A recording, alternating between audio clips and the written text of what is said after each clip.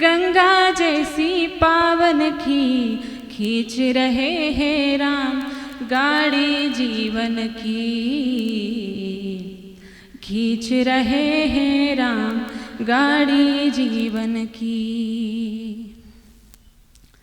जीवन के उलझे धागे अब अपने आप सुलझते हैं, लगता है रघुनाथ हमारे हाथ पकड़ कर चलते हैं।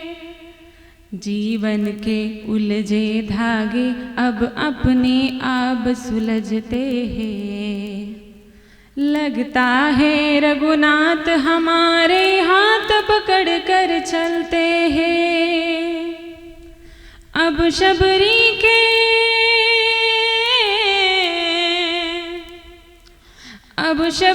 के आंगन जैसी धूल हमारी आंगन की, खींच रहे हैं राम गाड़ी जीवन की, खींच रहे हैं राम गाड़ी जीवन की। डोर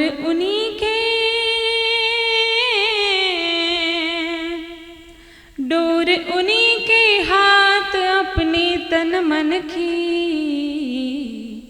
खींच रहे हैं राम गाड़ी जीवन की, खींच रहे हैं राम गाड़ी जीवन की। जय जय राम, जय जय राम, जय जय राम, जय जय राम। मनवा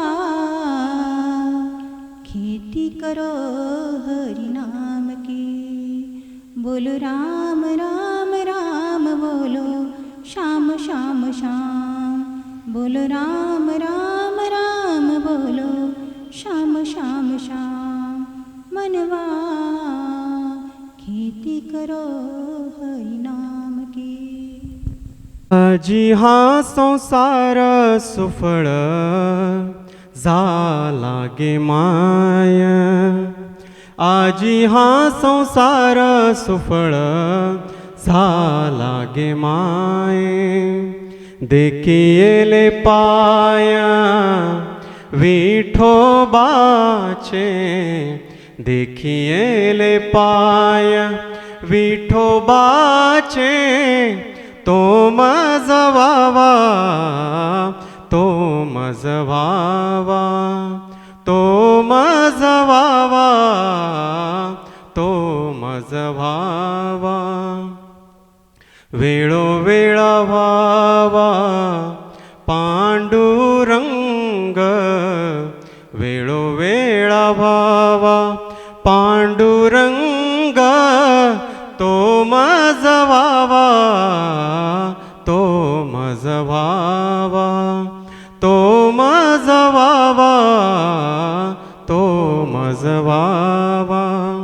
बाबर खुमा देवी वरु नविसंबे सर्वथा, बाबर खुमा देवी वरु नविसंबे सर्वथा।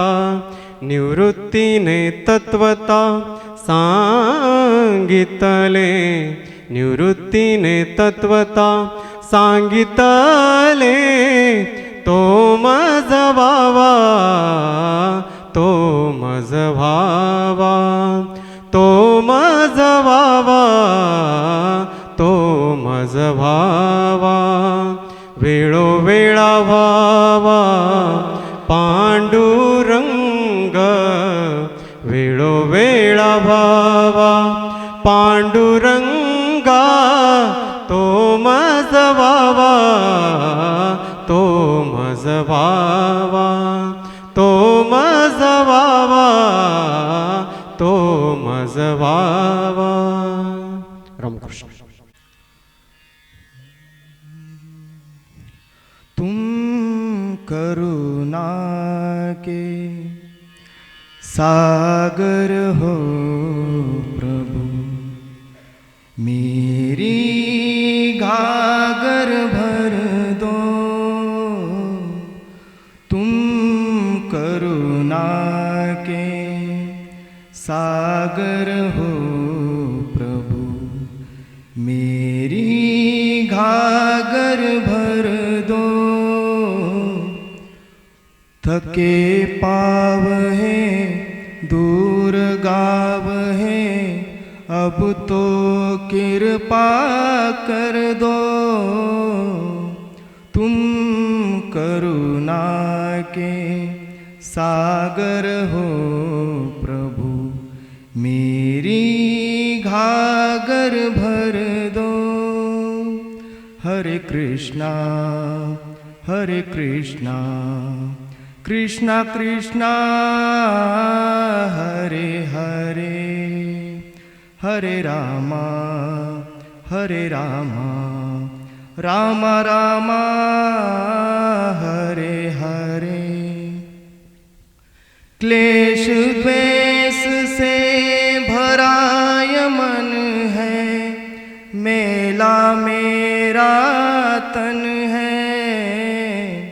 क्लेश द्वेष से भराय मन है मेरा मेला तन है। तुम कृपाला दीन दयाला तुमसे ही जीवन है। इस तन मन को उपवन करने का वरदान कर दो। तुम करुणा के सागर हो प्रभु मेरी घागर भर दो। तुम करुणा के सागर हो प्रभु मेरी घागर भर दो। याचक बन कर खड़ा हूँ द्वारे दोनों हाथ में जोड़े। परम पिता तुमको मैं जानूं पिता न बालक छोड़े। दास नारायण करे अर्चना मेरी पीरा हर दो। तुम करुणा के सागर हो प्रभु मेरी घागर भर दो। थके पाव है दूर गाव है अब तो कृपा कर दो। तुम करुणा के सागर हो प्रभु मेरी घागर भर दो।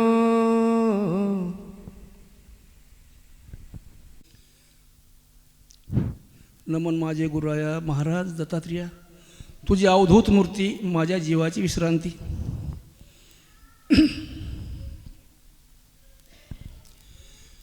जाणतेने गुरु भजिजे तेने कर्तकार्य होईजे, जेने मूळ सिंचने सहज शाखा पालव संतोषती. ह्या वहीत असं सांगितलं की जाणतेने म्हणजे कुणाला सांगलं, माणसाली. फक्त ही वही माणसासाठी असणार आहे, ती समजायला नाही. जाणतेने ज्याला ज्याला कळत असेल त्यांनी असणारा ह्या नरध्याला आल्यास, ज्याला माणूस वाटत असेल, जीवाचा उद्धार करून घ्यावा वाटत असेल आणि त्यानंच असणारा गुरु करायचा. जाणतेने गुरु भजीचे, तर गुरु केल्यानं काय होतं आहे, जीवाचा उद्धार होतं आहे. तर पुढच्या सांगलं मूळ सिंचने सहज आहे, म्हणजे झाडाला वरी पाणी घालायचं नाही, बुडाला घालायचं नव्हते. तसं ह्या जीवाला अनुग्रह झाल्यानं ह्या जीवाचं कल्याण होतं आहे. अनेक येवणी आपण फिरतीत आला, पण कोण्याच येवणीला कधी गुरु करून ज्ञान झालं नाही. आणि हेच नरदेह असणार आहे, पण ह्याच नरदेहात येऊन समध्याला माणूस आहे असं वाटायला नाही. फक्त माणसाचा आकार आहे, माणूस अजून झाला नाव. तर माणूस व्हावं असं वाटत असेल आणि काही एक जन्मदुःख भोगलेत ते पुढे होऊ नये असं वाटत असेल, त्यानं गुरु करावं म्हणून सांगितलं की जाणतेने गुरु भजीचे. तर का गुरु असणारा दुर्लभ वस्तू आहे मायबापू. असे पैशाने भेटणारे गुरु खूप आहेत, पण ज्यांना असणारा कळकळीनं आपल्यासारखं आपल्यासारखे करीत तात्काळ नाही काळेवर त्या जीवाचा उद्धार करत असं वाटत असेल तर म्हणून महाराजांसुद्धा सांगले, माझ्या विठोबाचा कैसा प्रेमभाव आपणच देव होय गुरु, साक्षात त्याचीच कृपा व्हावं लागल. त्या टाईमला असणारा गुरु कुणाला संताच्या रूपानं, कुणाला देवाच्या रूपानं भेटून उद्धार केला असेल, तशा महात्माला गेल्यानं आपल्या जीवाचा उद्धार होतं आहे असं व्हावं वाटत असेल तर त्या माणसासाठी सत्संग आहे. हे करमणुकीसाठी, बसायसाठी, आज आईद्वारा काय करावं टाईमपाससाठी नाही. म्हणून प्रत्येक भारला फिरू फिरू सांगणं, एवढा साहस करणं कशासाठी? हे जगाच्या कल्याणासाठी असणार आहे. जगा उद्या काय होईल, इथून पुढे गेल्यास हे नरदे असणारा तुम्हाला भेटल असं काही नाही.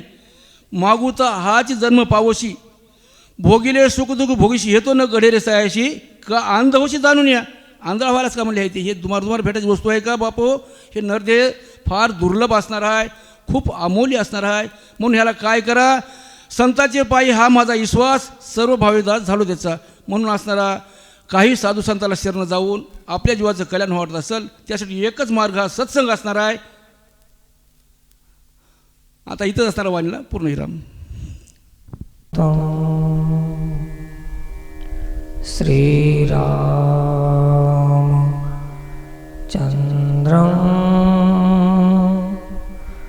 शरणं प्रपद्ये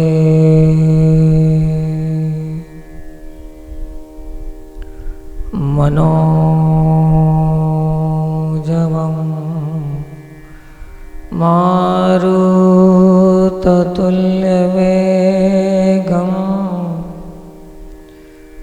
जितेन्द्रियं बुद्धिमतां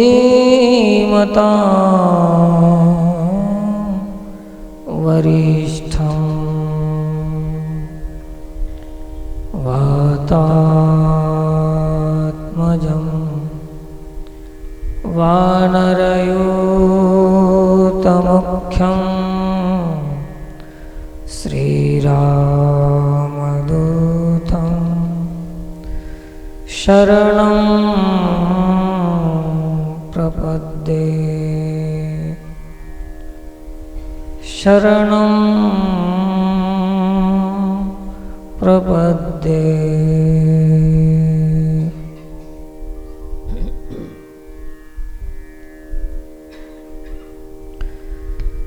श्रीराम जय राम जय जय राम, श्रीराम जय राम जय जय राम.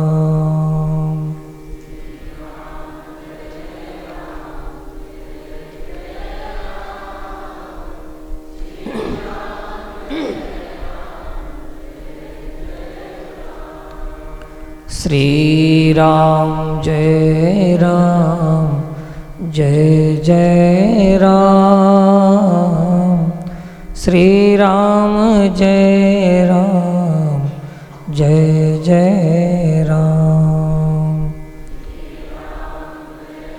थोडा आवाज वाढवा, थोडा त्याचा आवाज वाढवा.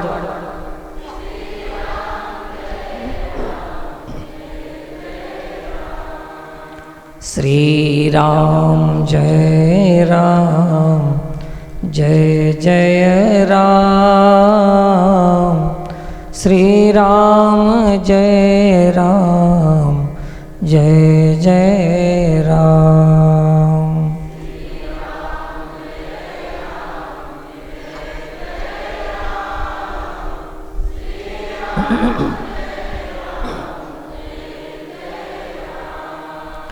श्रीराम जय राम जय जय राम, श्रीराम जय राम जय जय राम.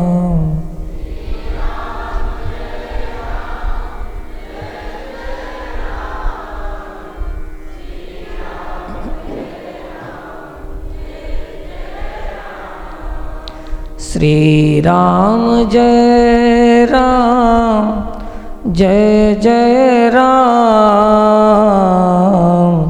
श्रीराम जय राम जय जय राम.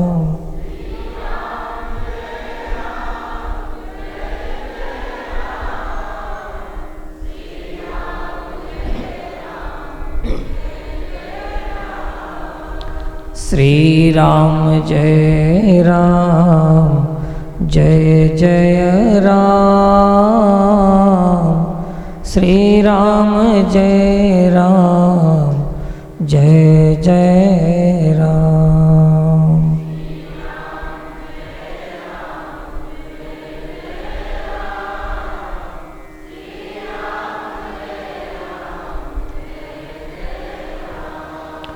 श्री राम जय राम जय जय राम श्री राम जय राम जय जय राम।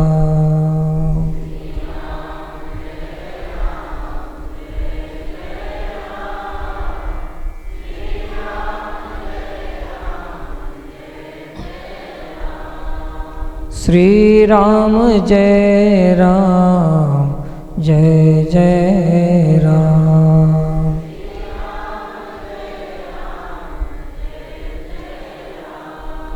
श्री राम जय राम जय जय राम।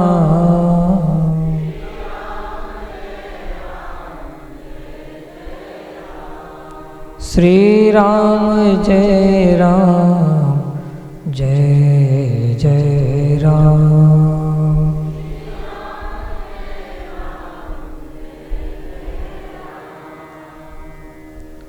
बोले सियावर रामचंद्र भगवान की।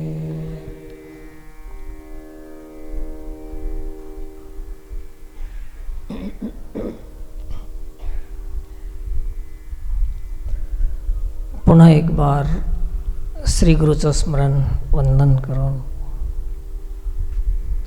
समस्त भाविकांना प्रणाम।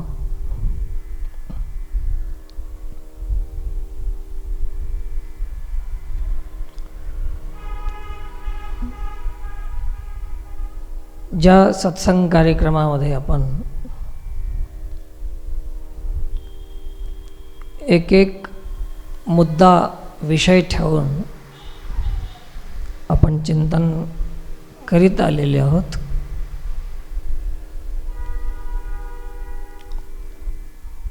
आणि इथं चिंतन केल्यानंतर, श्रवण केल्यानंतर जे श्रोता त्याचं मनन करते त्या गोष्टीचा, त्याला सत्संग त्याच्या जीवनामध्ये कामाला येते। श्रवण करणं हे पहिली गोष्ट आहे आणि नंतर मनन करावं। मनन म्हणजे इथून गेल्यानंतर घरी झोपते वेळेस असो की काम करते वेळेस असो की आज आपण काय काय ऐकलेलं आहे,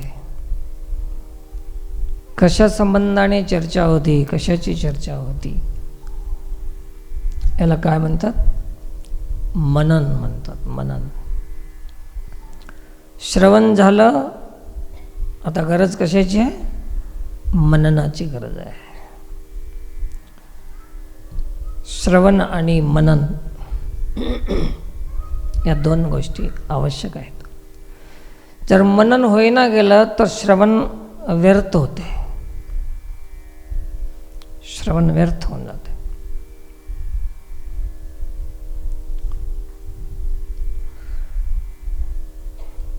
जसं प्राणी, पशु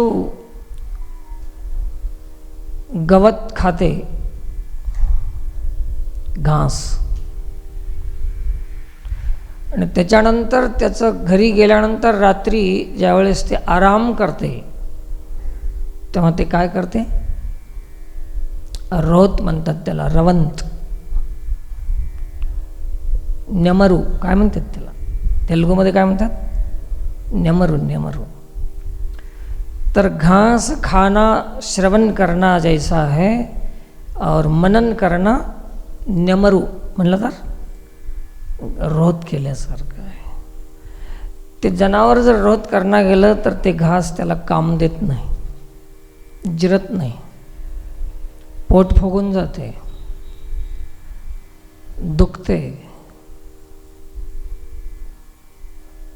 त्रास होते. म्हणून खाल्ल्यावर जसं जिरवणं आवश्यक असते तसं श्रवण केल्यानंतर मनन करणं भी तेवढंच आवश्यक आहे. मनन करावं. श्रवण करण्यासाठी कान आणि मन लागते आणि मनन करण्यासाठी कानाची गरज नाही, फक्त मन लागते आणि चित्त लागते. श्रवण करण्यासाठी कान आणि मन लागते, दोन्ही लागतात. पण मनन करते वेळेस कानाची गरज नाही, एक काम कमी झालं आपलं. मनन करण्यासाठी मनाची गरज आहे. म्हणून ज्या वेळेस आपण काही गोष्टी ऐकतो, महत्त्वपूर्ण चर्चा होऊन जाते, गोष्टी निघून जातात, विषय निघून जातात, परंतु मनना वाचून श्रवण व्यर्थ होऊन जाते आणि त्याच्यामुळे आपणाला लाभ होत नाही.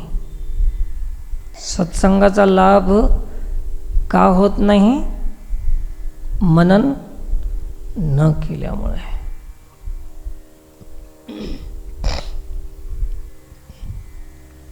पण गंमत अशी आहे की इथं आपण जसा वेळ देतो, कान आणि मन आपण श्रवण करण्यासाठी देतो, तेव्हा आपल्या संसाराचा विषय बाजूला ठेवतो आपण. हजारो आपल्या संसाराचे भानगडी असतात, विषय असतात. दुकान आहे, मकान आहे, अमुक आहे, तमुक आहे. तर इथं थोडं त्याला काय करतो आपण? टाकून देत नाही, पण बाजूला तर ठेवतो ना. काही गोष्टी टाकूनच द्यायच्या असतात, काही गोष्टी बाजूला ठेवून पुन्हा घ्यायच्या असतात. जसं आता तुम्ही येताना पायामध्ये सर्वांनी वाहन घेऊन आले, आता चप्पल टाकून दिले नाही, पण बाजूला ठेवले ना त्याला. तसं कधी कधी काही गोष्टी बाजूला ठेवल्याशिवाय परमार्थामध्ये लाभ होत नाही. संसार बाजूला ठेवून बसायचं. आणि जेव्हा मनन करते वेळेस बी तेच स्थिती लागते, थोडंसं संसार बाजूला सारावं लागते. मनन करणं कठीण नाही. मनन करते वेळेस जे मनन करू देत नाही त्या संसाराला थोडं बाजूला ठेवणं कठीण आहे. सांसारिक विषय थोडं बाजूला ठेवून मनन करावं लागते. तर मनन करणं कठीण आहे की ते ठेवणं कठीण आहे? तर ते बाजूला ठेवणं कठीण आहे. मनन काहीच कठीण नाही. मनन तोपर्यंतच कठीण आहे जोपर्यंत बाजूला ठेवू शकत नाही आपण. एकदा ठेवायला शिकलं की मनन तर सोपं आहे. ते शिकायलाच कठीण आहे. संसार बाजूला सारणं, थोडं तरी बाजूला सारूनच मनन करावं लागतं. म्हणून कान आणि मन अशा या दोन्हीचा विषय आहे सत्संग. दोन्हीचा विषय आहे, केवळ शरीराचा विषय नाही. या दोन गोष्टी आवश्यक आहेत. काना मनाची गाठ, काना मनाची संगती म्हणजे सत्संग आहे. कान आणि मन. विकृत झालेलं मन, विषयामध्ये लिप्त झालेलं मन मनन करू शकत नाही, त्याला कठीण जाते. तर श्रवण आणि मनन या दोन गोष्टी आहेत. आणि हे ऐकत असताना केवळ आपल्यासाठी ऐकायचं, आपल्याला सांगालेत असं ऐकायचं. पण श्रोत्यामध्ये गंमत पाहायला मिळते.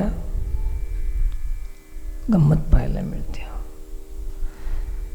काही गोष्टी आपण आपल्या मनासारख्या सांगितल्या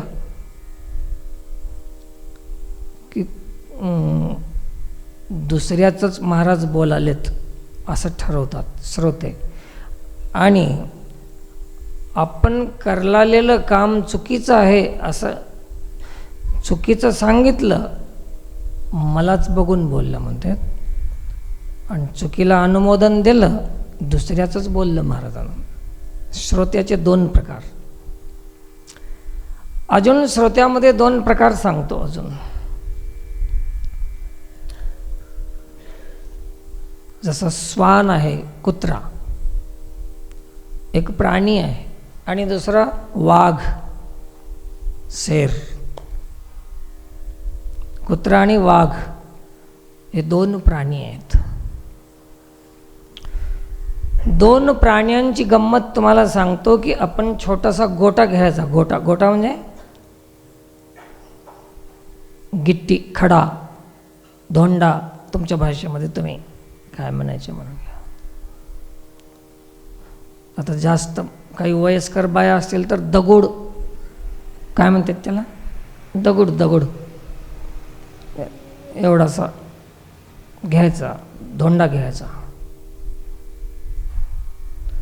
आणि कुत्र्याला मारायचं.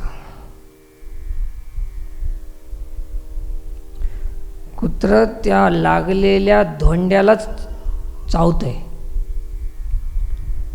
मारणारा कोण आहे याच्याकडे बघत नाही. कुत्रं जे लागते ना त्याला असं वाटते की हे लागलंय ना हेच माझा दुश्मन आहे. कोण? धोंडा. एक कोणाची मानसिकता आहे सांगा ना? कुत्र्याची. आपल्यावर घेऊ नका कोणी बी, कुत्र्यावर बोलायला. कुत्र्यावर नाही, कुत्रा असं मारलं की, गोटा मारलं की ते गोट्यालाच चावते. त्याला असं वाटते की हे गुन्हेगार कोण आहे? हे गोटा आहे. आणि तेच धोंडा वाघाला मारून बघा, ते धोंड्याकडे ध्यान देत नाही. कोणाकडे ध्यान देते? कोण मार रहा हो?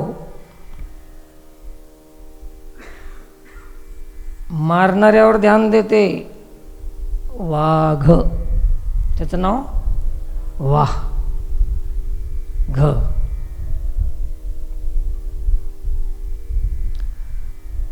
त्याचं नुसतं घच होतं, पण ते त्याचा गुण तसा असल्यामुळे वाह आणि घ. ते धोंड्यावर ध्यान देत नाही, ते कशावर ध्यान देते? मारणाऱ्या माणसावर ध्यान देते. तसं श्रोत्याचे 2 प्रकार आहेत.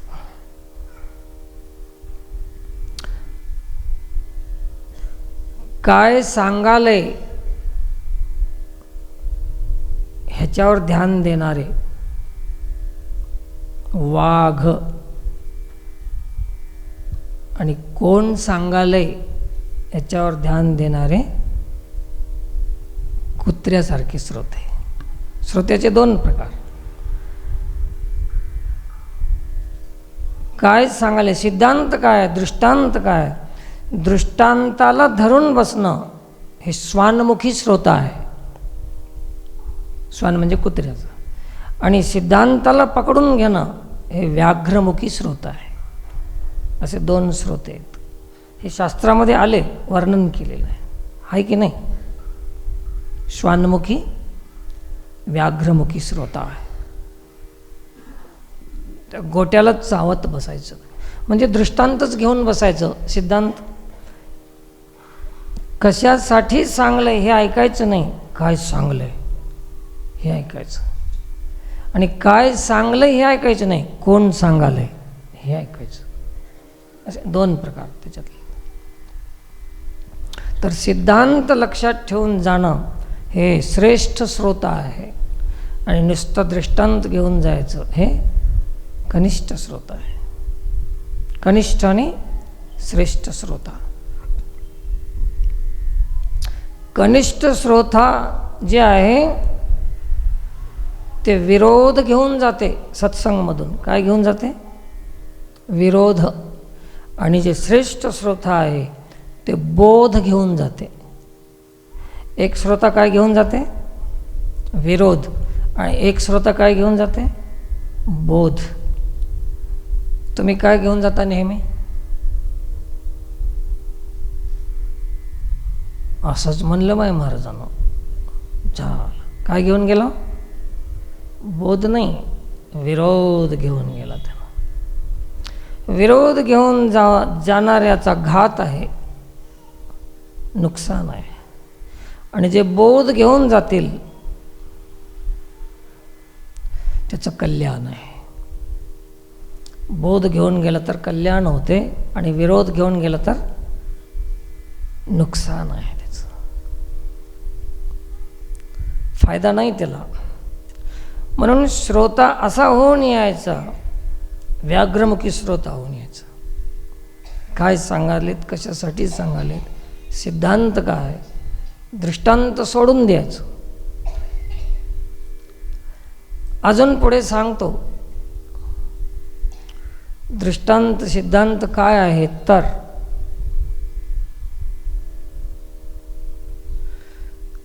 गूळ काटा करायचा आहे. तराजूमध्ये आपण एका बाजूला गूळ ठेवला आणि एका बाजूला काय म्हणतात त्याला, बाटकी, दगड, लोखंडाचा धोंडा असा ठेवला 1 किलोचा. आणि एके बाजूला दोन्ही समान वजन झालं. दुकानदारापाशी एका पारड्यात काय धोंडा आहे, एका पारड्यात गूळ आहे. काटा करायचं काम झालं, जोखणं होऊन गेलं, त्याचं वजन झालं. आता ते गिऱ्हाईक काय घेऊन जाते? गोटा पुरणात घालायला काय घेऊन जाते? तसं दृष्टांत म्हणजे गोटे आहेत आणि सिद्धांत एक गूळ आहे. काय घेऊन जाऊ आपण? तरच पुरणपोळी खाऊ शकता तुम्ही, नाही तर काय गोटे खाता?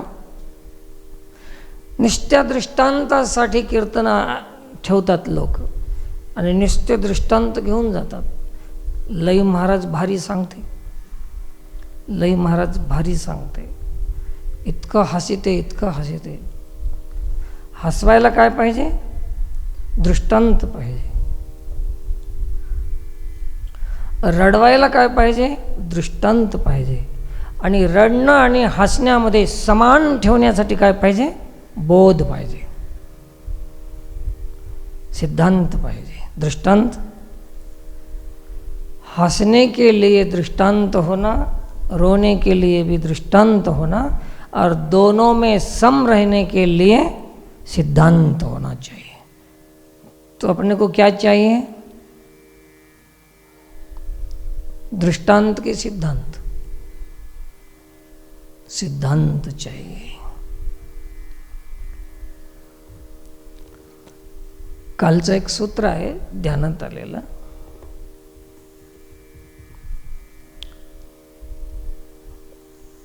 सुख आणि दुःख हे तुम्हाला सर्वांना माहीत आहे की नाही? सुख आणि दुःख हे तुम्हाला सर्वांना माहिती आहे आणि हे आपल्या कर्मानुसार मिळतात. सुखदुःख हे कशाचे फळ आहेत? सुखदुःखे फळे परम कर्मा कर्म भोगवी. कर्म अकर्म हे काय करतात? सुख आणि दुःख देतात. शुभ अशुभ कर्म सुख आणि दुःख देतात. शुभ कर्म सुख देतात, अशुभ कर्म दुःख देतात. 2.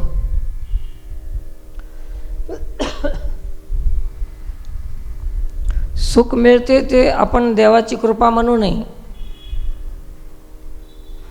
आणि दुःख मिळते ते देवाची अवकृपा म्हणू नये. सुखाला देवाची कृपा म्हणू नये. लय ध्यान देऊन ऐकावं लागते, नाहीतर जाते निघून विषय. सुख मिळालं तर देवाची कृपा नाही आणि दुःख मिळालं तर देवाचा श्राप नाही, हे दोन्ही बी नाही. हे कर्माचे फळ आहेत. सुख आणि दुःख याच्यात देवाचा संबंध बिलकुल नाही. मग सुख आणि दुःख जर कर्माचे फळ आहेत, देवाचा संबंध नाही, तर देवाची कृपा म्हणजे काय, त्याचा परिचय काय ते सांगतो. सुख आणि दुःख हे देवाचा संबंध नाही, आनंद हे देवाचा संबंध आहे. आनंद, देवाची कृपा कशाला म्हणतात? सुख होण्याला की आनंद होण्याला? पण आनंद कशाला म्हणतात? देवाची कृपा झाली की आनंद होते, पण आनंद म्हणजे काय? फार महत्त्वाचं वाक्य आहे. आनंद बोले तो क्या? सुख मालूम है, दुःख मालूम है, लेकिन आनंद किसको बोलते? जेव्हा भगवंताची कृपा होते जीवाला, तेव्हा सुख आणि दुःखामध्ये समान राहण्याची ताकद, समान राहण्याची बुद्धी माणसाला जेव्हा मिळते, तेव्हा म्हणतात आनंद आणि देवाची कृपा. देवाची कृपा कशाला म्हणतात? या 2-4 रोजामध्ये त्याला मी पक्का करालो की देवाची कृपा म्हणजे, आता तुम्हाला समजा तुमच्या शेतामध्ये सध्या काही पीक आहे, ज्वारी लई झाली, ज्वारी मस्त आली ज्वारी, काय म्हणतात लोक? देवाची कृपा झाली म्हणतात. ज्वारी आली तर देवाची कृपा आहे? कृपा नाही, हे देवाची दया आहे, कृपा नाही. ज्वारी येण्यामागे बी देवाचा संबंध आहे, पण दया की कृपा? हे दया आहे.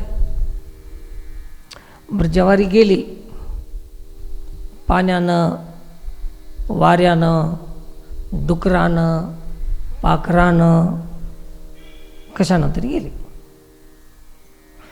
आता काय? देवाचा श्राप आहे. हे देवाची कृपा कशासाठी बी यूज करू नका. ज्वारीसाठी, गव्हासाठी, तांदळासाठी.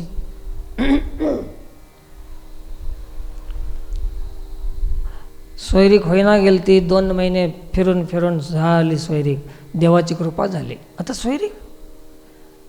सोयरीक होणं देवाची कृपा आहे? देवाच्या कृपेनं जर सोयरीक झाली असती, देवाच्या कृपेनं जर सोयरीक झाली असती, तर तुमच्या संसारामध्ये नवरा बायकोचं भांडणच होत नव्हतं. कृपेनं लग्न झाल्यावर भांडण होते का? बरं, इथं आलेले श्रोते सगळ्यांना विचारतो, इकडं महिला असो पुरुष असो, तुमचं लग्न झाल्यापासून भांडण झालंच नाही, हात उचला बरं.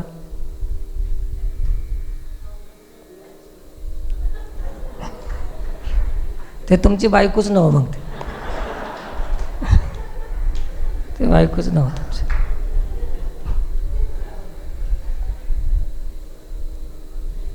असं शक्यच नाही.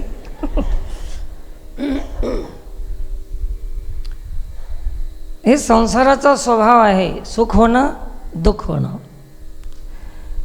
संसाराच्या स्वभावापासून भिन्न राहणं हे देवाची कृपा आहे. सुख दुःखामध्ये समान राहता आलं की समजायचं.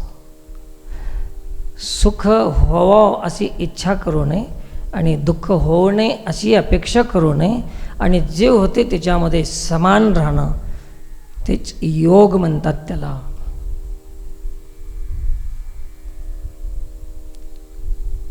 योगश्चित्तवृत्ती निरोध. अर्जुना समत्व चित्ताचे, तेची सार जाण योगाचे. तेच योग आहे. ते तुम्हाला आले का? येते का? मला आलं नाही म्हणून तुम्हाला पुसावं.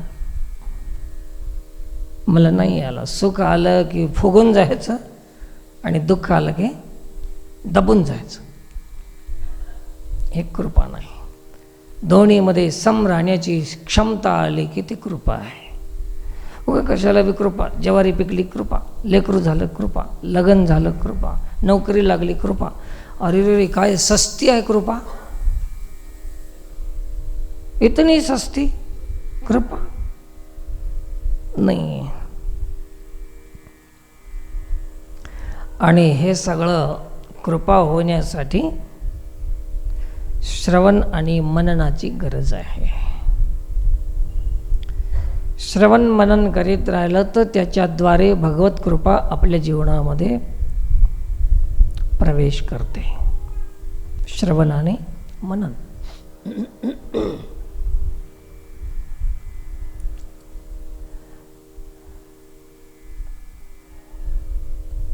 राम वनवासामध्ये आहेत. आता देवाची कृपा झाल्यावर वनवास जाते. आता रामावर कोणाची कृपा हो. म्हणून याचा त्या कृपेचा संबंध नाही. राम स्वतः वनवासामध्ये, परंतु वनवासात आहेत, परंतु वनवासातला अनुभव नाही. अंतरेको बहिर्नाना अंतर्बोधो बहिर्जडः. रामाची स्थिती कशी आहे. मधी समाधान आहे, बाहेरून उगन नाटक चाललंय रामाचं. दुःख झाल्यासारखं, सुख झाल्यासारखं, रडल्यासारखं, हे सीता हे सीता नाटक चाललंय. इतर लीला आहे. पण मध्ये कसा आहे राम. स्थिर आहे. रामाला माहीत आहे की मी ब्रह्म आहे, मला सुख नाही, मला दुःख नाही. पण त्यांनी मानवी लीला करण्यासाठी सुख आणि दुःखाचा स्वीकार केला. राम जसं बहुरूपी ऑफिसरचं रूप घेऊन येते. बहुरूपी ऑफिसर, मोठा ऑफिसर, SP DSP होऊन येते कधी कधी. कोण. बहुरूपी. तसाच ड्रेस घेऊन येते. तुम्हाला आम्हाला ते SP वाटते, SP आलेला. पण बहुरूप्याला ज्यानं होऊन आलंय त्याला वाटते का मी SP हो. वाटत नाही. का वाटत नाही. त्याला निजरूप माहीत आहे की मी बहुरूपी आहो, मी SP नाही. म्हणून त्याला SP-पणाचा अहंकार येत नाही. बहुरूपी श्रीमंत घरचा असला तरी त्याचा धंदा आहे, त्यानं भिकाऱ्याचं रूप घेऊन येते. तुम्हाला आम्हाला कोण दिसते ते. भिकारी दिसते. पण त्याला माहीत आहे की मी भिकारी नाही, मी बहुरूपी आहे. भिकारी होऊन आलं तर त्याला माहीत आहे की मी भिकारी नाही. आणि राजा होऊन आलं तर त्याला माहीत आहे मी राजा नाही. तर मी कोण आहे. मी बहुरूपी आहे. तसं ज्याला आत्मज्ञान झालं आहे, बोध झालेला आहे, त्याला सुख आलं तर मी सुखी आहे असं वाटत नाही. आणि दुःख आलं तर मी दुःखी आहे असं वाटत नाही. तर मी कोण आहे. मी आनंद स्वरूप आहे. चिदानंदरूपः शिवोऽहं शिवोऽहं. न सौख्यं न दुःखं न पुण्यं न पापं. काहीच नाही. मी एक चिदानंद रूप आहे. आत्मबोध झाल्यानंतर मी श्रीमंत आहे याचा गर्व नाही. आणि मी गरीब आहे याचं दुःख नाही. तर मी कोण आहे. चिदानंद रूप आहे. किती सुंदर जीवन आहे. आत्मज्ञान झाल्यानंतर सुखदुःखातून मुक्त होते माणूस. तर अंतर एको, मी एकच आहे. बहिर्नाना, लीला विग्रही. विहार करालेत, राम विहार करालेत. अंतस्त्यागी बहिसंगी, मधून त्याग केलेला आहे आणि वरून तुम्हाला आम्हाला कसं दिसायला राम? संग केलेला आहे, संसाराचा, राज्याचा, परिवाराचा संग केल्यासारखा भास होते, पण मधून त्यागी आहे. तर ते सुख नाही, ते दुःख नाही, तर या दोन्हीच्या पलीकडली अवस्था आहे रामाची. त्याचं नाव आहे आनंद. सच्चिदानंद रूपाय, सच्चिदानंद रूपाय विश्वोत्पत्त्यादिहेतवे तापत्रय विनाशाय श्रीकृष्णाय वयं नमः. अशा सच्चिदानंद स्वरूप परमात्माचे तुम्ही आम्ही अंश आहोत हे समजून घेण्यासाठी श्रवण आणि मनन, आणि मग त्याच्यानंतरच येते निधिध्यास. जे ऐकलंय ते ध्यानात राहून जाणं त्याला म्हणतात निधिध्यास. आणि जे ध्यानात राहून गेलंय, ज्याचं ध्यान करून करून तेच रूप प्राप्त झालं की त्याला म्हणतात साक्षात्कार. तर श्रवण, मनन, निधिध्यास आणि साक्षात्कार असे 4 गोष्टी आहेत. श्रवण, मनन, निधिध्यास, साक्षात्कार. तिथपर्यंत घेऊन जाते हे सत्संग, हे श्रवण. अशा पायऱ्या जर ठेवल्या तर हे जर करणं गेलं श्रवण आणि मनन, तर जैसे थे वैसे. तुमचे महाराज सांगत होते की कसरम हमदा तर गेलसालचंच आमदा. कसं होतं तर तसंच आहे, काहीच फरक नाही. सरकत जाओ. श्रवण, मनन, निधिध्यास आणि साक्षात्कार. तर राम वनवासात आहेत. सीता अशोक वनामध्ये आहे. रात्रीच्या कीर्तनातही झाला विषय. ते सांगताना मलाही खूप आनंद वाटला. तिथं कोणी रेकॉर्डिंग करायला नव्हतंच रात्री. काही माहीत नाही चोरून केलं असेल तर कोणी. कुठं कुठं चोरून बी करायलेत काय बोलतोय किंवा. आता काय बोलायचं, डायरेक्ट साक्षात्कारचा तर तुम्हाला.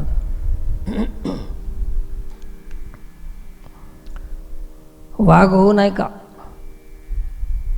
आहे की नाही? त्याच्या खालचा श्रोता नको. शेर बन के जीना, शेर बन के सुनो, शेर बन के जीवो. पावशेर नाही, शेर. जे शेर बनत नाही ते काय होते, पावशेरच होऊन जाते, बारीक होऊन जाते. त्याला काही सहन होत नाही, काही जमत नाही, ऐकू वाटत नाही आधी. तर सीता अशोकवनामध्ये आहे. अशोकवनामध्ये हनुमानजीनं कथा सांगितली. काय सांगितले? कथा. पुन्हा पुन्हा सांगतो, फार महत्त्वाचं आहे ते. 1000 वेळेस सांगितलं तरी मला आनंद येते त्या गोष्टीचा. तर वक्ता जे आहे, वक्ता, श्रोताचं स्थान खाली आणि वक्त्याचं स्थान वरी. कशासाठी? तर कोणते बी प्रवाह व्हायचा असेल तर वरून खाली जावं लागतं. आता हे शब्द प्रवाह आहे तर वरून खाली तुमच्यापर्यंत यावं लागतं. आता पाणी जर आपणाला व्हायचं असेल तर इथं टाकलेलं तिथं येईल, पण तिथं टाकलेलं इकडं चढणं पाणी. आणि वक्ता थोडं उंच बसलेलं आहे, उंच बसलेलं आहे वक्ता. याचा अर्थ असा नाही की श्रोत्यापेक्षा वक्ता श्रेष्ठ आहे, असं बिलकुल नाही, बिलकुल नाही. मी कधी कधी सांगत राहतो की एक आपण तराजूमध्ये जे तोलतो ना वजन, दोन्ही बाजूला समान वजन असेल, एका बाजूला कमी आहे एका बाजूला जास्त ओझं आहे, तर जास्तवालं एक आहे कमीवालं एक आहे वजन, तर खाली कोणतं जाते?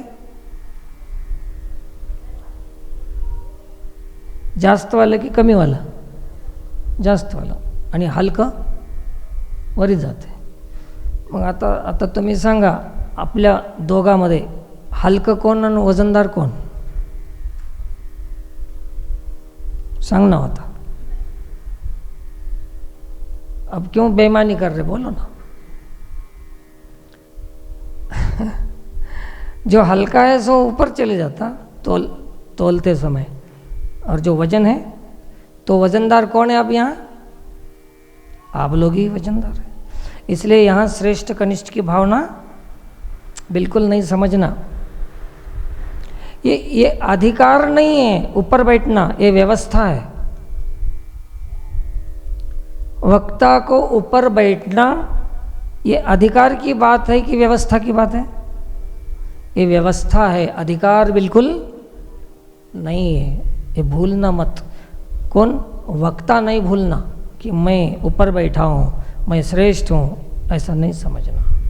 ये व्यवस्था बनाई है श्रोताओं ने, अधिकार नहीं है ये व्यवस्था है. ये ध्यान रखो. मग हनुमानजी वरी बसला, व्यवस्था आहे त्याची, है ना. झाडावर बसून कथा सांगू लागला. त्याला आसन म्हणतात, त्याला उंच बसते त्याला आसन. आसन कुठं बसावं? वक्ता कहाँ बैठना? आसन का अर्थ क्या है? आस न. जिसको कोई किसी चीज़ की आस नहीं है उसका नाम है आसन. आस न. वक्ता कुठं बसाव? कोणत्या आसनावर? आता हे माणसं आलेत, मी सत्संग करालो, ऐकल्यानंतर काय काय देतात की, असं जर मनामध्ये असेल तर ते आसन आहे की मसन आहे? काय होते ते? आस न हे आसन होते, आणि आस जर असेल तर सांगून बी मसनच आहे, ते आसन नाही ते. तर हनुमानजी आसन टाकलेत, आस न. हनुमानजीला आस नाही. हरी तैसे हरीचे दास, नाही मोह भय चिंता आस, होनी राहती उदास, बळकट कास भक्तीची. आता ह्या काळामध्ये जेवढे काही वक्ते आहेत, वक्ते म्हणलं मी, वक्ते म्हणाय नाही, तुम्ही ऐकताना प्लीज चांगलं ऐकत. कोण? वक्ते नाही, वक्ते. जेवढे वक्ते आहेत वरी बसून, हे आसन आहे का? ह्यांना आस नाही का? मग आसन कसं होऊ शकते? आणि त्या आसनाचं नाव, ज्या आस नसलेल्या माणसाला कधीच जीवनामध्ये शोक होत नाही. शोक म्हणजे दुःख. शोक मोह, शास्त्राचा शब्द काय? शोक मोह. शोक म्हणजे दुःख होत नाही. कुठं बसलं तर? आस न असल बसायला, तर त्या जीवाला शोक होत नाही. म्हणून ज्या आसनावर बसले हनुमानजी, त्या वृक्षाचं नाव आहे अशोक वृक्ष. त्याला शोक नाही. दुःख कोणाला होते? आशा करणाऱ्याला. दुःख कोणाला होत नाही? आशा न करणाऱ्याला. ते तर कथा सांगितली, लपून कथा सांगितली हनुमानजीनं.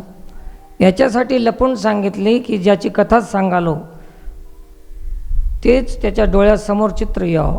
मी रामाची कथा सांगालो तर त्या कथेतून रामच दिसला पाहिजे, रामच ऐकला पाहिजे, रामच दिसला पाहिजे, रामच बसला पाहिजे मनामध्ये.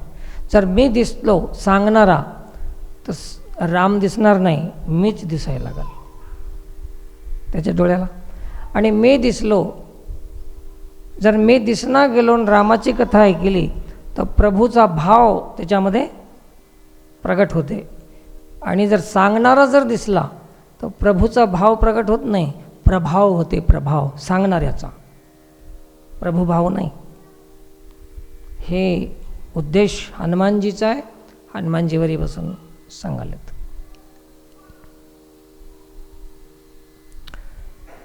नंतर ते खाली उतरले. सीतेने विनंती केली की कोण कथा सांगाले रे बापू, ये मला समोर दिस, तुझ्या पाया पडू दे, दर्शन घेऊ दे. मग हनुमानजी खाली उतरले आणि श्रोत्याच्याच पाया पडले, सीतेच्या पायावर लोळले. छोटूसं वानर आहे, छोटूसं सूक्ष्म रूप धरी सिंह ही दिखावा. सीतेला दिसले आणि म्हणले, अरे रे रे, तू कितना छोटा है बेटा, और तू रामदूत है, ये लंका में आ गया, ये रावण की लंका है, अब तुझे राक्षस मार डालेंगे, तू भाग जा यहाँ से. त्यानं म्हणला, मैं छोटा नहीं हूँ माँ, देख मैं कितना बड़ा हूँ. म्हणून काय झाला, मोठा झाला. सूक्ष्म रूप धरी सिंह ही दिखावा और विकट रूप धरी मैं लंका जरा के जाऊंगा, राक्षसों का संहार कर दूंगा. अरे अरे बच्चे, तू अभी छोटा था, अभी बड़ा कैसे हो गया, फिर पहले नहीं बोलना मैं इतना बड़ा है. तो हनुमान जी म्हणले, माँ मैं छोटा ही था, फिर बड़े कैसे बन गया, आपके दर्शन पाने से मैं आप बड़ा बन गया, आपकी कृपा से. वक्त्यामध्ये किती लीनता आहे. वक्ता असून श्रोत्याचा एवढा आदर करते, एवढा मोठेपणा देते श्रोत्याला. लक्षात यायला ना किती महत्त्वपूर्ण है. सत्संग में क्या है, सत्संग में क्या है, क्या है पता लग रहा ना अब क्या है. आपल्या जीवनामध्ये आपण किती सुधार करू शकतो, किती नम्रता आपल्यामध्ये असली पाहिजे. हनुमानजी मोठे झाले, ते कथा झाली. असो इकडे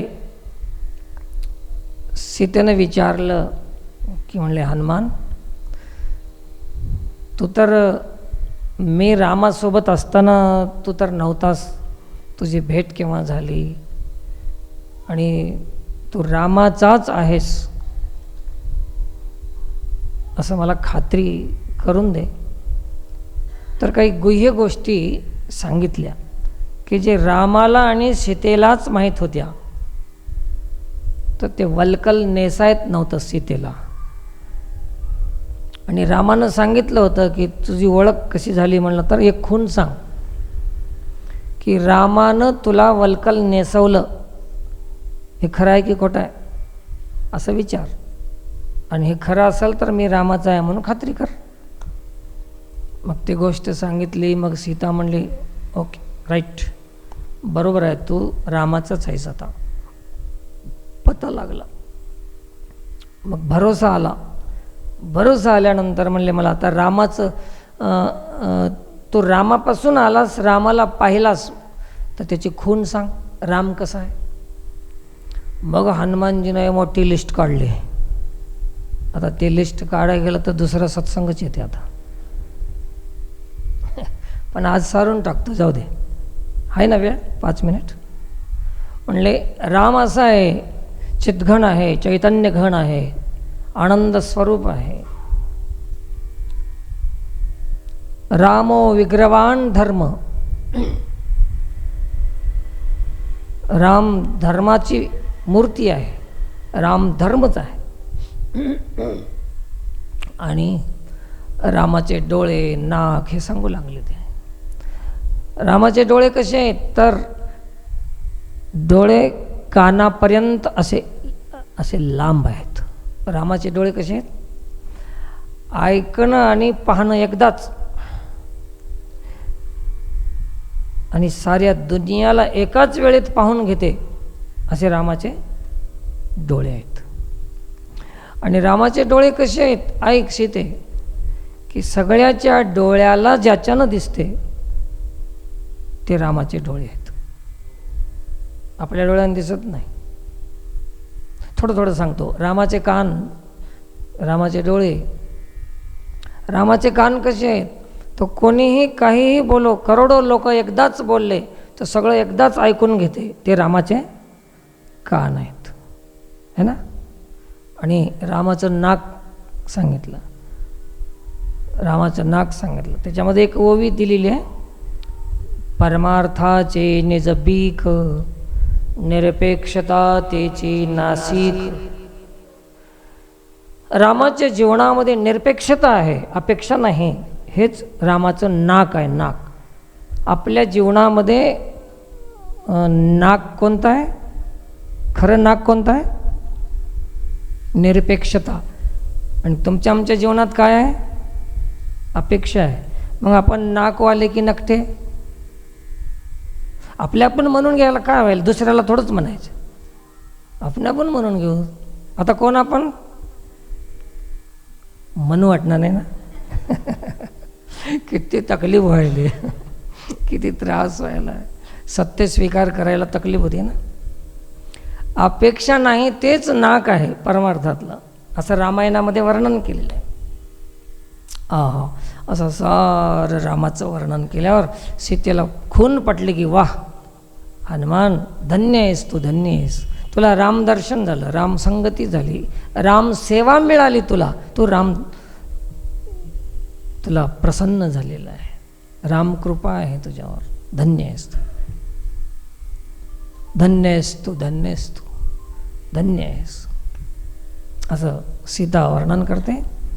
आणि मग ठीक आहे म्हणलं, आता अजून काय, तर हे सगळं झालं. आता रामाची खून तर सांगितलं, अजून खूप लंबी आहे, मुद्रिका वगैरे ते सगळं झालं. आणि मग आता सीता म्हणली ठीक आहे, तो पक्का आहे, रामाचा दूत आहेस, हे गॅरंटी झाली, तर मग आता लवकर रामाला घेऊन ये, आता मला सोडवायचं, इथून घेऊन जायचं, लवकर लवकर. त्यानं म्हणला इथून मी आता जर निघून गेलो आणि मी वापस जाऊन रामाला घेऊन येईपर्यंत जर राक्षसाने तुझा घात केला, मारलं, संहार केला, तर आमचं सीताशुद्धीचा काही उपयोगच नाही. नाही नाही नाही, आता रामाला जाऊन सांगा पुन्हा वापस या, ते नको म्हणले, बस माझ्या पाठीवर आणि चल रामाकडे, आता मी घेऊन जातो. सीता म्हणली बेटा तुझ्या पाठीवर बसायला पतिव्रतेचा धर्म आहे म्हणे की परपुरुषाला स्पर्श करायचा नाही, आणि मी रामाशिवाय स्पर्श कोणाला करत नाही, आणि तुझ्या पाठीवर कसं बसू.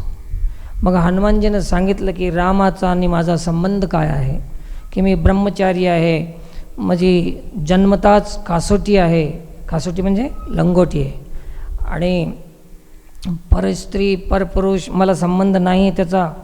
मी रामाचा विशेष अंतर्यामी भक्त आहे, रामाचा एकदम अनन्य संबंध आहे माझा. तर राम तुला माझ्या पाठीवर बसल्यानं तुझं पातिव्रत्य बाधित होणार नाही, चल बस लवकर बस, घेऊन जातो. पुन्हा सीतेनं म्हणले बेटा तसं नाही, तुझ्या पाठीवर बसायला हरकत नाही म्हणली, तू चांगला आहेस, कोणाच्या बी बसण्यापेक्षा तुझ्या पाठीवर बसलं तर माझं पातिव्रत्य बाधित होणार नाही आहे, ठीक आहे. परंतु तुझ्या पाठीवर बसून जाताना तू छलांग मारशील, जोरसे उडी मारशील, तर मी उडून त्या समुद्रात जर पडले तर. तिला जायचं नव्हतं काही करून. त्यानं म्हणला मी पडू देत नाही, मी एका हातानं धरून एका हातानं जातो, म्हणला छलांग मार. बरं तसं नाही बेटा, जर राक्षस आडवे आले आणि युद्ध झालं तर मग समुद्रामध्ये पडायचीच पाळी. त्यानं म्हणला 1000 राक्षस जरी आले तर मी तुला पडू देणार नाही, मरू देणार नाही, माझं शेपूट आहे, मी शेपटानं काम करतो आणि तुला घेऊन जातो. काही केलं तर ऐकणं गेला, हट्ट धरला, बस चल बस चल. अखेरीला मग सीतेनं हसून सांगितलं की खरं सांग बेटा, तुला रामानं सीताशुद्धी करून ये म्हणले की सीतेला घेऊन ये म्हणले, एक बार सांग ना प्लीज.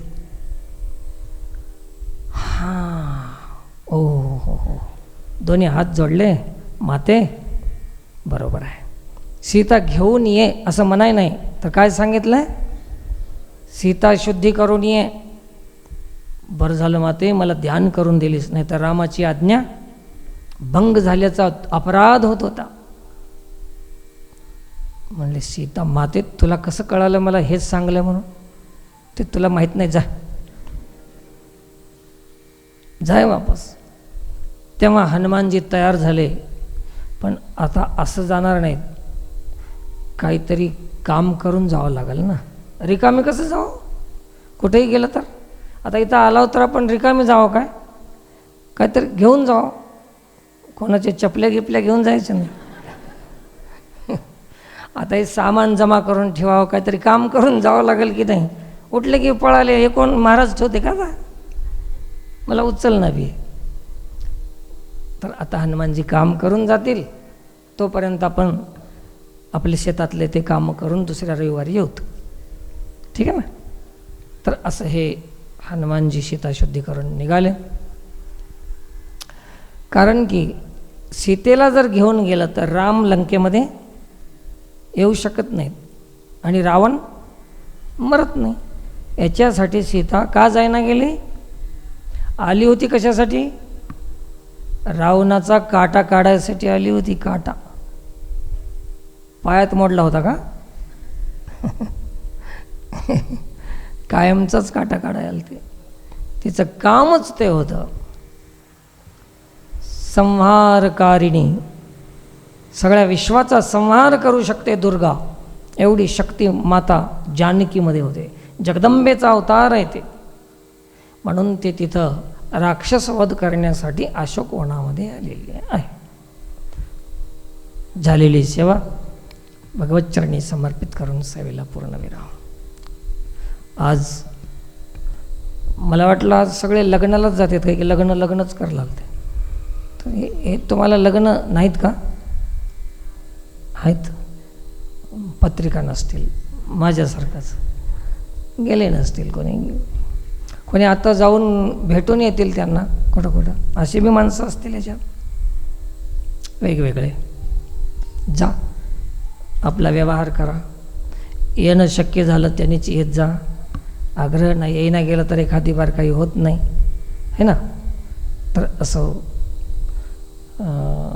आता लगेच उन्हाळ्याचे दिवस आहेत, लवकर लवकर सारत जाऊ, लवकर लवकर जात जा, वाहनं लाईनमध्ये लावत जा. आल्यावर मी दर रविवारी सांगत राहतो, सांगून असं हो नाही तुम्हाला की ठेवायची गरज नाही, हे ऐकायचं एक गोष्टच राहते काय की म्हणून असं तसं करू नका.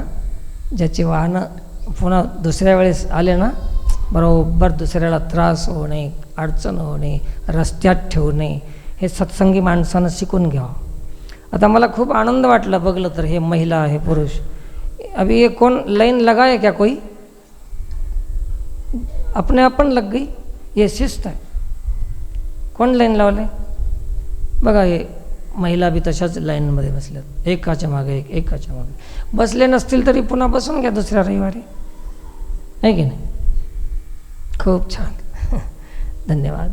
पुंडलिक वरदे हरी विठ्ठल, श्री ज्ञानदेव तुकाराम, पंढरीनाथ भगवान की, गोपाल कृष्ण भगवान. आता लगेच संध्याकाळी 6 वाजता गुढ्यातनूर महादेव मंदिर प्रांगणामध्ये हिंदू संमेलन कार्यक्रम आयोजित केलेला आहे. ज्यांना कोणाला हिंदू संमेलन कार्यक्रमामध्ये येणं शक्य असेल त्यांनी त्या कार्यक्रमात यायचं, असा हा कार्यक्रम अशी सूचना आहे. आणि दुसरं, येणारी 21 तारीख शंकराचार्य जयंतीचा कार्यक्रम बोधडी बुजुर्ग वाळकी येथे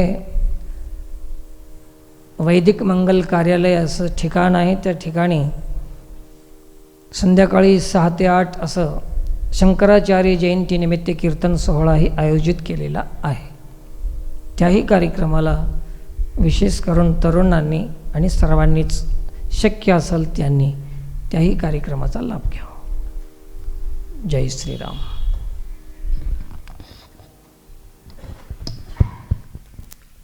आरती